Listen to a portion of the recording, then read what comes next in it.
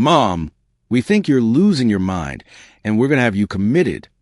Those words hit me like a sledgehammer to the chest as I sat at my own kitchen table, surrounded by my 3 adult children, Carlos, 42, Maria, 38, and Roberto, 35, along with their spouses.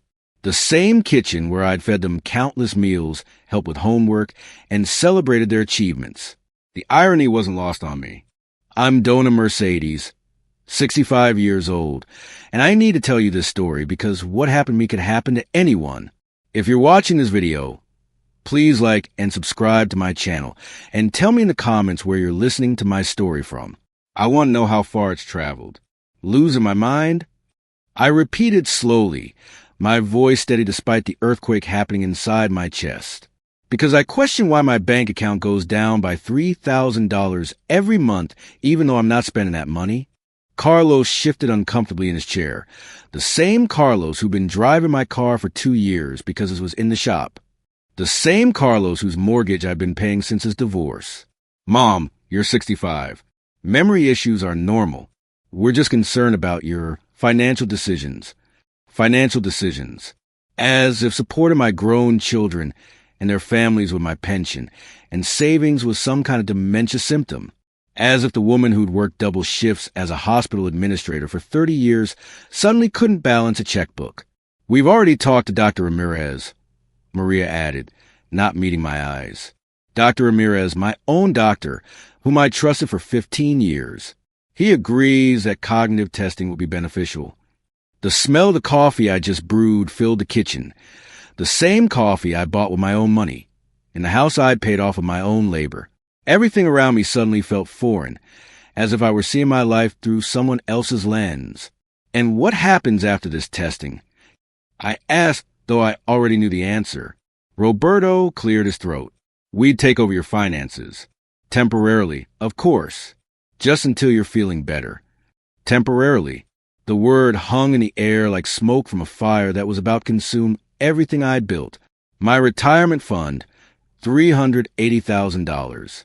My house, worth $280,000. My monthly pension, for $1,200. All of it would slip through their fingers like sand, and I'd be left with nothing but a room in some facility where they'd visit me twice a year. But here's what they didn't know as they sat there planning my financial funeral. I'd been preparing for this moment for 3 months. Every suspicious transaction, every forged signature on checks, every lie about emergency expenses, I documented it all. You see, they thought they were dealing with a confused old woman. What they were actually facing was someone who'd spent decades managing million-dollar hospital budgets and catching financial discrepancies that could make or break entire departments. They wanted to play games with my money? Perfect. I was about to teach them the most expensive lesson of their lives. And the beautiful thing about justice? It always comes when people least expect it. Let me take you back 6 months, to when I first started noticing something wasn't right. But first, you need to understand what kind of mother I was. Maybe you'll recognize yourself in my story. For 45 years, I worked at Metropolitan General Hospital, starting as a filing clerk and working my way up to senior financial administrator.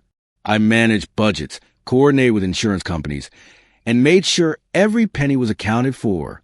I was the woman they called when numbers didn't add up, when someone needed to find missing funds, when impossible financial puzzles needed solving. But more importantly, I was a mother. When my husband Manuel died 8 years ago from a sudden heart attack, I became everything to my children: mother, father, financial advisor, and safety net. I didn't just raise them. I launched them into adulthood with everything they could possibly need.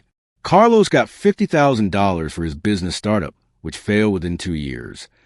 Maria received $35,000 for her wedding, to a man who left her with 2 children and a mountain of debt. Roberto got $40,000 for his investment opportunity, which turned out to be his gambling addiction. But I never stopped giving, because that's what mothers do, right? My house on Maple Street became the family bank. Sunday dinners weren't just about food. They were financial planning sessions where my children would casually mention their latest crisis: car repairs, medical bills, school expenses for grandchildren, mortgage payments when jobs got temporary cuts. I never minded. My pension was comfortable My house was paid off, and my savings account was healthy. What was money for if not to help your family thrive? But 6 months ago, things started feeling different. The requests became more frequent, more urgent, and somehow more entitled. Instead of asking, they started assuming. Instead of gratitude, I got irritation when I asked questions. "Mom, just transfer the money," became Carlos's standard response when I wanted to know what the $800 was for. "You're being paranoid," became Maria's go-to phrase when I noticed my account statements didn't match my records. "It's not that much money," became Roberto's favorite dismissal when I pointed out that not that much was adding up to thousands every month. The first real warning sign came on a Tuesday morning in March.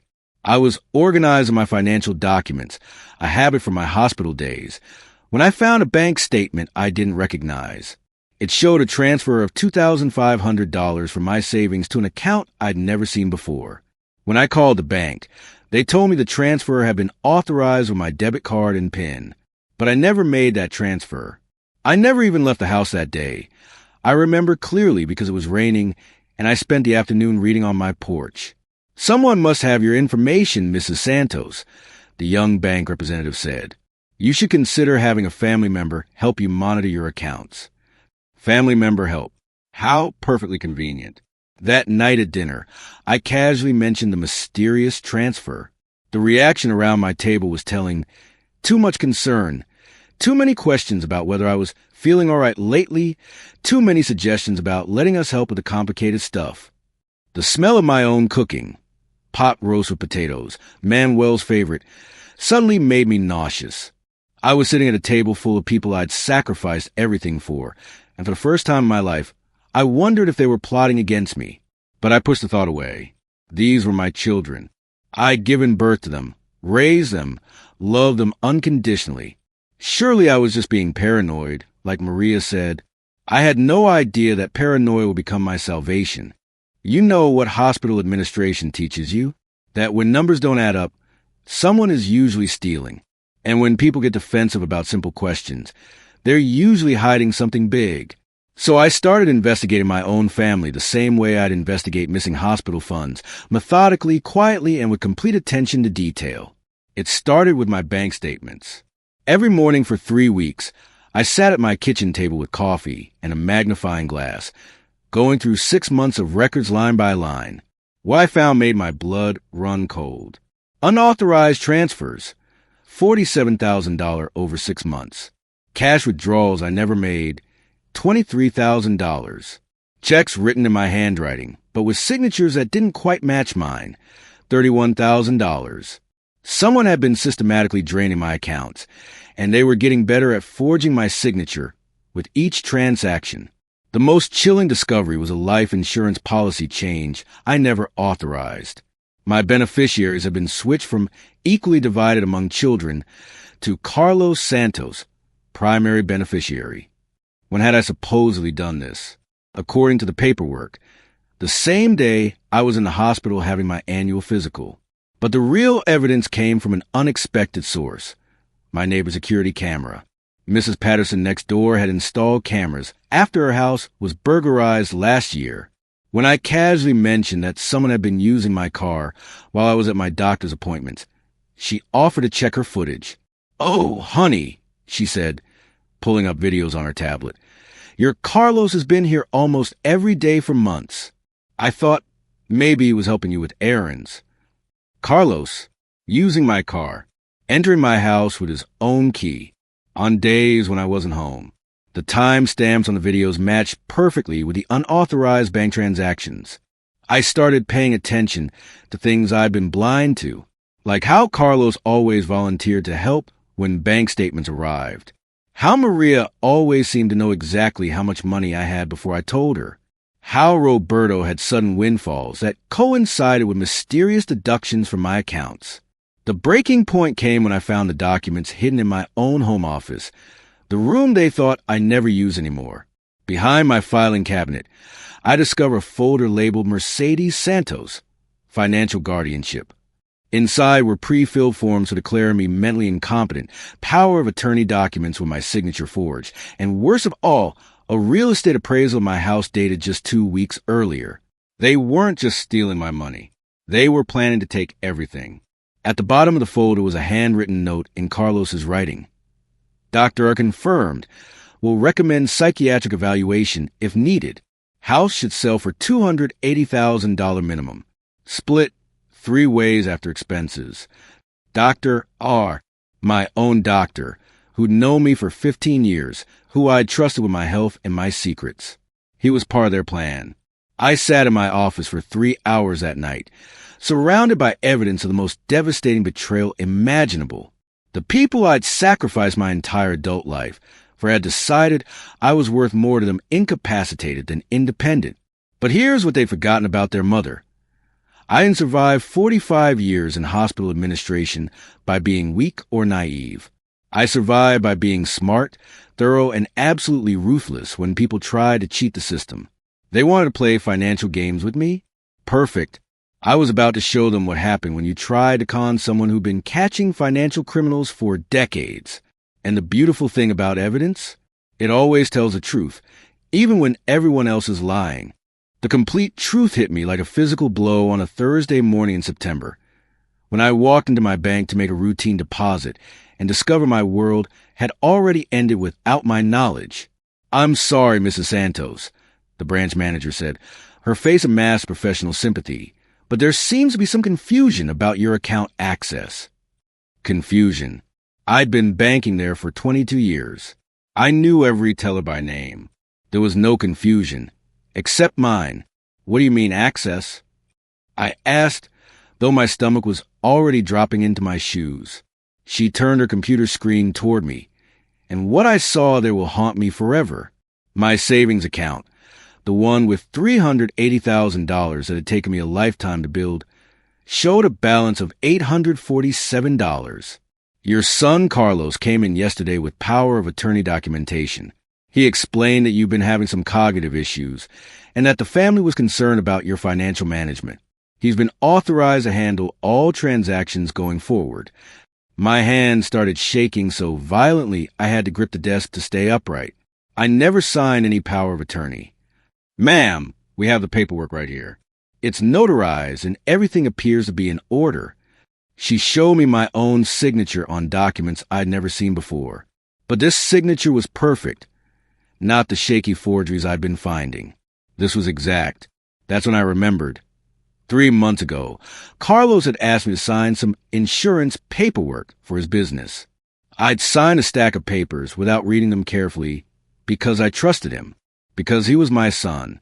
Those weren't insurance documents. They were blank power of attorney forms. Where did my money go? I whispered. The manager's discomfort was palpable. There were several large transfers yesterday.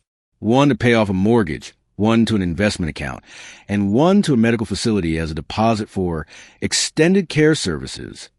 Extended care.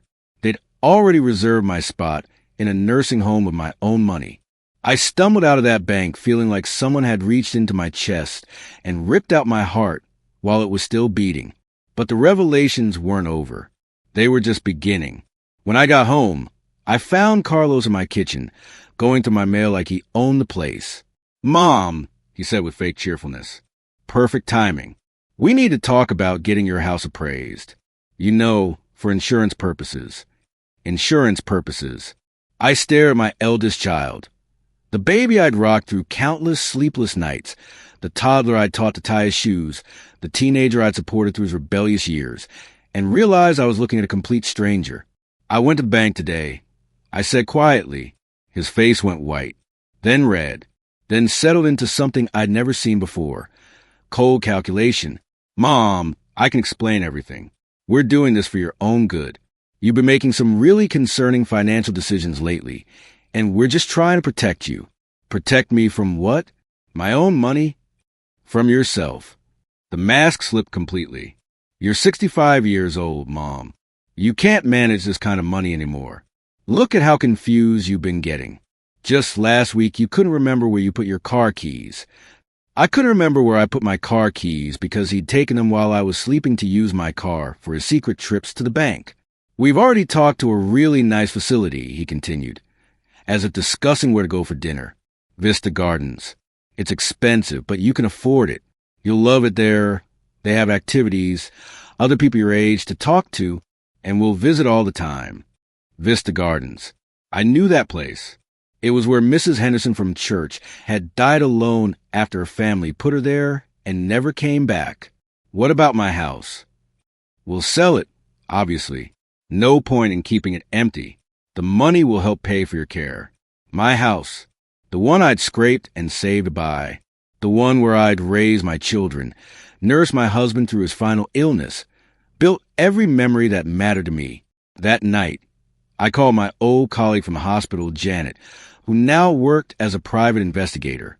If there's one thing I learned in 45 years of managing budgets, it's that when you find one discrepancy, there are always more hiding underneath. What Janet uncovered in 3 days of investigation destroyed any remaining illusion I had about my children's character. Carlos hadn't just stolen my money. He'd been running a credit scam using my identity for over a year. Credit cards, personal loans, even a second mortgage on my house that I knew nothing about. Maria had been forging my signature on Social Security checks and pension deposits, redirecting them to an account she controlled. Roberto had sold my jewelry, including my wedding ring that I'd placed in my jewelry box for safekeeping during gardening, and replaced everything with cheap replicas. But the worst discovery was the most recent. They'd already contacted a crematorium about pre-planning services for me. They weren't just planning to steal my money and lock me away. They were planning for my death. Soon. And that's when I realized this wasn't just about money. This was about completely erasing me from existence, so they could inherit everything without the inconvenience of actually caring for their mother. But here's what they'd forgotten. I might have been their victim for months, but I was about to become something much more dangerous. I was about to become their worst nightmare. And you, what would you do in this person's place? I would love to hear your opinion. So please share it with me in the comments. Because what I decided to do next wasn't revenge. It was justice served cold and calculated, exactly the way they planned my destruction. I spent the next 2 weeks planning their downfall with the same methodical precision I'd used to manage million-dollar hospital budgets. Every detail mattered. Every move had to be perfect. Because I was only going to get one chance to destroy them before they destroyed me. Step 1. I needed allies. And fortunately, 45 years of honest work had earned me more friends than my children realized. Janet, my private investigator friend, had already compiled enough evidence to put Carlos in prison for identity theft and fraud. But I needed more than criminal charges. I needed complete financial exposure. I called my former colleague David, now a forensic accountant, who owed me a favor from when I'd helped him catch an embezzlement scheme at the hospital 15 years earlier. Within 48 hours, he'd traced every stolen dollar to its destination. Carlos hadn't just stolen my money. He'd used it to prop up his failing construction business and pay off gambling debts. Maria had used her portion to fund her boyfriend's drug habit and cover the credit cards she'd maxed out on shopping sprees. Roberto had blown his share on cryptocurrency schemes and expensive trips to Las Vegas. My $380,000 was gone, but David found something better. A paper trail that connected their theft to tax evasion, insurance fraud, and money laundering. Step 2. I needed legal protection. My lawyer, Patricia Wong, had been handling my affairs since Manuel died. When I showed her the forged power of attorney documents, her face turned to stone. Mercedes! This is criminal fraud on multiple levels. We can not only reverse every transaction, but pursue both civil and criminal charges. But I had a better idea. What if we let them think they've won? What if we give them exactly what they want? Patricia raised an eyebrow. What are you thinking?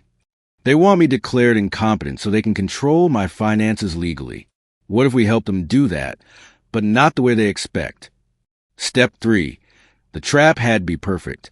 I needed them to reveal their true intentions in front of witnesses who could testify to their criminal conspiracy. I called Dr. Ramirez's office and scheduled the cognitive evaluation my children had been pushing for. But I also scheduled it for a very specific date, the same day Vista Gardens was holding their monthly family orientation meeting. Then I contacted my church, my former colleagues at the hospital, and Mrs. Patterson next door. I invited them all to Sunday dinner at my house. The same Sunday my children planned to present me with their intervention. But the masterstroke was what I did with my remaining money. Remember, they'd left me with $847 in my checking account. Barely enough for groceries, exactly as they planned. What they didn't know was that I'd had a secret account for 20 years. Not a hidden account. Manuel had known about it, but a mad money account I'd funded with $50 a month from every paycheck. An account none of my children knew existed because it was open under my maiden name at a different bank. That account had $47,000 in it, enough to fund their complete destruction. I hired the best private security firm in the city to install hidden cameras throughout my house. Not just regular cameras, professional-grade equipment that could record crystal-clear audio and video, even in low light. Every conversation, every forged signature, every admission of guilt would be captured in detail that would hold up in any court. But the beautiful part wasn't just the surveillance. The beautiful part was that I was using their own greed against them. You see, they thought they were dealing with a confused old woman with failing memory. What they were actually dealing with was someone who'd spent decades outmaneuvering people who tried to cheat systems I designed. They thought they'd isolated me from my support network. Instead, I'd built an army of professionals who were personally invested in seeing justice done. They thought they'd stolen all my money. Instead, they'd left me with exactly enough to fund the most expensive lesson of their lives. And most importantly, they thought they could gaslight me into believing I was losing my mind. Instead, they were about to discover that my mind was the sharpest weapon I'd ever possessed. The trap was set. All I had to do now was wait for them to walk into it, which, knowing their arrogance, wouldn't take long. Because people who think they're smarter than everyone else always make the same fatal mistake.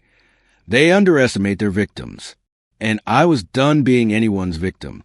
The day of reckoning arrived on a Sunday in October.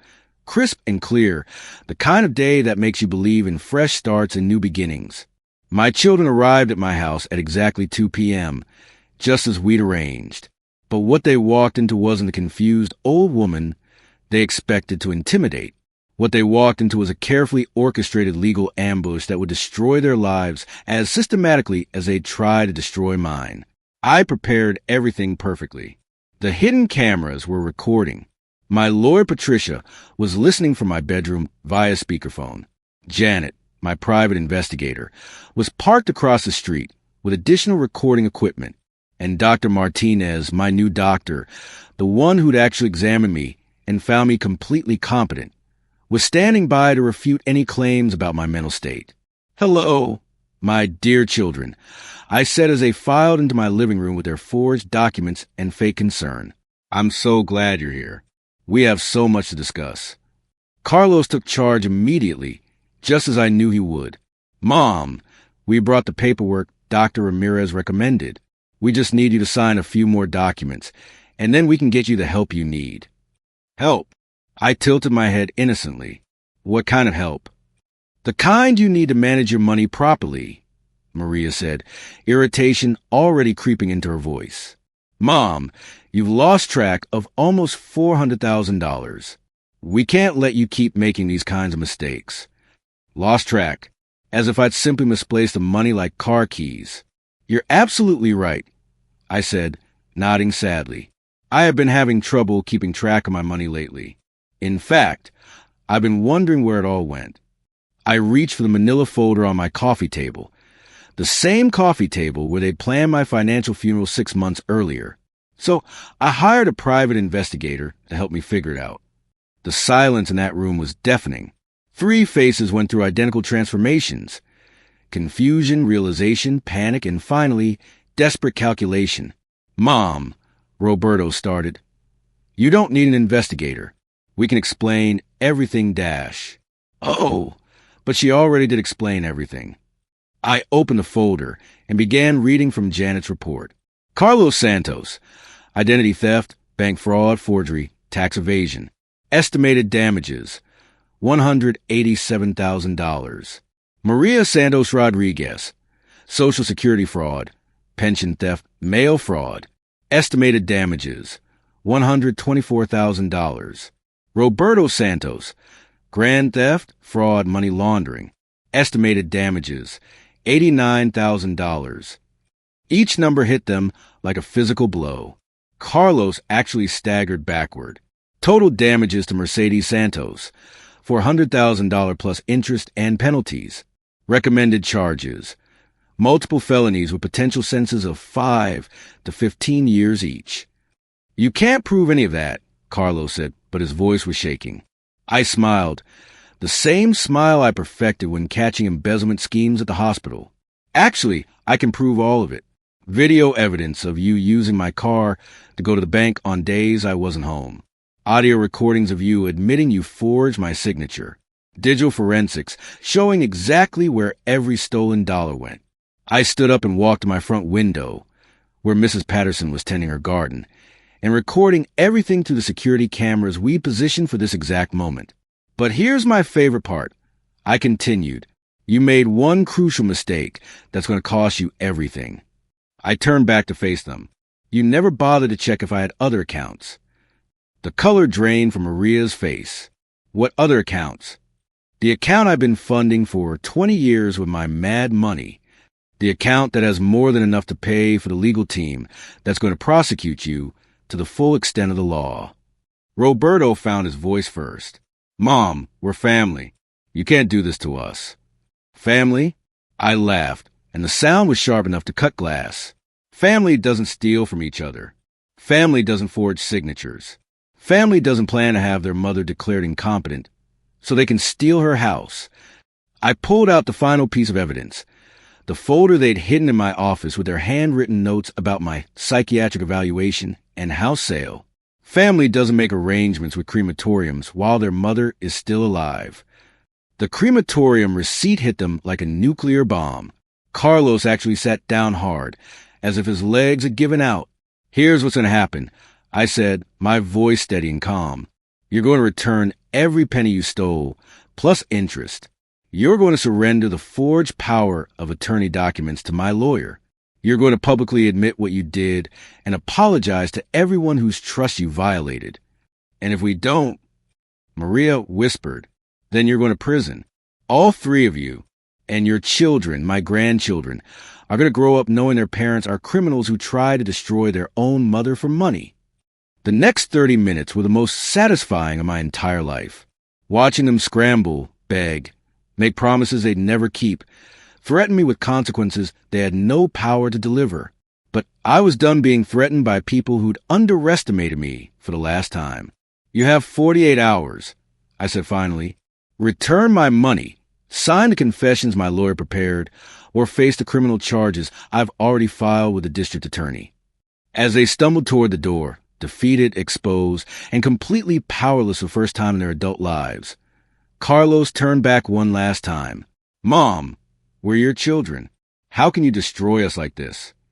I looked at the man I'd raised, the person I'd sacrificed everything for, and felt nothing but cold satisfaction. The same way you destroyed me, Carlos. Systematically, legally, and without mercy. But we're family. No, I said, closing the door in their faces. You're strangers who happen to share my DNA. My family is the people who actually care whether I live or die. And for the first time in months, I felt like myself again. 6 months later, I'm sitting in my garden at 7 a.m., watching the sunrise paint my roses gold and pink, and I can honestly say I've never been happier in my entire life. The woman who answered her door to those intervention papers 8 months ago feels like a stranger now. That woman was afraid, isolated, constantly worried about money despite having plenty. She was a victim who didn't even know she was being victimized. The woman I am now, I'm nobody's victim, ever. My financial situation is stronger than it's ever been, not just because I recovered my stolen money, though that $400,000 plus interest is safely invested now, but because I learned to value my own security above everyone else's comfort. I hired a fee-only financial planner, diversified my investments, and set up ironclad protections against any future fraud attempts. My house is in a trust. My accounts require two-factor authentication, and any transaction over $500 requires advance notification to my lawyer. More importantly, I build a support network of people who actually care about me, not my bank account. Janet and I meet for coffee every Tuesday to discuss her latest cases. Turns out I have a talent for forensic investigation that I never knew about. David, my forensic accountant friend, has offered me part-time consulting work helping other seniors who've been financially abused by their families. Dr. Martinez, my new doctor, says I'm in better physical and mental health than most people 20 years younger. Funny how much better you feel when you're not being slowly poisoned by stress and betrayal. I've even started dating. Something I never thought I'd do again after Manuel died. George from my church is a widower who lost his wife to cancer 3 years ago. He's kind, financially independent, and most importantly, he's never once asked me for money or tried to give me financial advice I didn't request. As for my children, that's the question everyone asks, and it's complicated. Carlos has slowly started rebuilding his relationship with me. It took him 4 months to get a steady job, manual labor, not running his own business. And he's been making regular payments on the debts he accumulated trying to return my money. He calls every Sunday, never asks for anything, and actually listens when I talk. His wife hasn't taken him back, but he's getting supervised visitation with his kids. More importantly, he's in therapy and Gamblers Anonymous. He admitted that stealing from me wasn't his first financial crime. It was just the biggest one. Getting caught probably saved him from eventually losing everything to his addiction. Maria has been the most resistant to change. She paid back the money she owed, but she's angry that I destroyed her life by refusing to continue funding her poor choices. She's living with a roommate, working retail, and blames me for her reduced circumstances. We haven't spoken since she returned my money. I hope someday she'll realize that learning to support herself was the greatest gift I could have given her, but I'm not holding my breath. Roberto surprised me the most. He hit rock bottom harder than his siblings, lost his apartment, his car, everything. But he also bounced back faster. He moved in with a sober living community, got clean from gambling and drinking, and found work as a mechanic. 3 months ago, he asked if he could take me to lunch. Not for money, not to ask for anything, but to apologize properly and show me he was building a real life for himself. We meet once a month now, and he's the only one of my children who talks to me like I'm a person instead of a former ATM machine. The most beautiful part of this whole experience? I discovered that I don't need my children to validate my worth as a mother or as a person. I spent 40 years defining myself through their needs, their crises, their achievements. I measure my success by how much I could give them, how many problems I could solve for them. Now I measure my success by how well I take care of myself, how strong I become, how much I've grown even at 65 years old. I measure by the respect I've earned from my community, the friends I've made who value me for who I am, not what I can provide. And you know what's funny? The grandchildren, Carlos's 2 kids and Maria's daughter, have started calling me more often now that their parents can't use me as a piggy bank, without the financial drama clouding everything. We're building real relationships based on affection instead of obligation. Last week, my granddaughter Sophia called just to tell me about her school play. She didn't need money for costumes or supplies. Her parents are handling their responsibilities themselves now. She just wanted to share her excitement with me. That 5-minute conversation was worth more than all the money I'd wasted enabling their parents' irresponsibility. The house that they tried to force me to sell has become my sanctuary. I redecorated it exactly how I want it, filled it with plants and books and beautiful things that make me happy. Every room reflects my personality, my choices, my independence. I wake up every morning in a home that belongs completely to me, with bank accounts that no one else can access, surrounded by people who choose to be in my life because they enjoy my company. I go to bed every night, knowing that tomorrow's plans are mine to make, tomorrow's money is mine to spend or save as I choose, and tomorrow's happiness depends on no one but me. If you like my story, you can support me by making a donation so I can write more stories. Thank you in advance. For more life stories like this, like the video and subscribe to my channel. There are many other stories waiting for you. But before you go, I want to leave you with the most important lesson I learned from this whole experience. You are never too old to start over. You are never too trusting to become wise. You are never too generous to learn boundaries. And you are never, ever too vulnerable to become strong. I spent 65 years believing that being a good mother meant sacrificing everything for my children, including my own financial security and self-respect. I thought love meant never saying no, never questioning their motives, never protecting myself from their manipulation. I was wrong about all of it. Real love, the kind that actually helps people grow and become better, sometimes means saying no. Sometimes it means letting people face the consequences of their actions. Sometimes it means protecting yourself so you can be strong enough to help when help is actually needed and wanted. My children are better people now because I stopped enabling their irresponsibility. They have jobs, pay their bills, and make their own decisions because they have to, not because they want to. And I'm a better person because I learned that self-respect and self-protection aren't selfish. They're necessary. To anyone listening who recognizes themselves in my story, who's being financially abused by family members, who's being manipulated by people who claim to love them, who's sacrificing their own security for people who see them as resources rather than human beings, please hear this. You deserve better. You are worth more than what you can provide to others. Your value doesn't depend on how much you can give or how many problems you can solve. And you have more power than you think. Document everything. Trust your instincts. Seek professional help. Build your own support network. Protect your assets. And never, ever let anyone convince you that setting boundaries makes you a bad person. The people who truly love you will respect your boundaries. The people who don't love you will reveal themselves by how they react when you stop letting them take advantage of you. I'm 65 years old, and I've never been stronger, happier, or more at peace with my life. If I can do it, so can you. My name is Mercedes Santos, and this is my story of how I close the bank on the people who try to bankrupt my life and open the door to the most empowered chapter of my story yet. Thank you for listening. Thank you for supporting me. And thank you for believing that it's never too late to fight for the life you deserve. Remember, you're not just surviving your story, you're writing it. Make it a good one.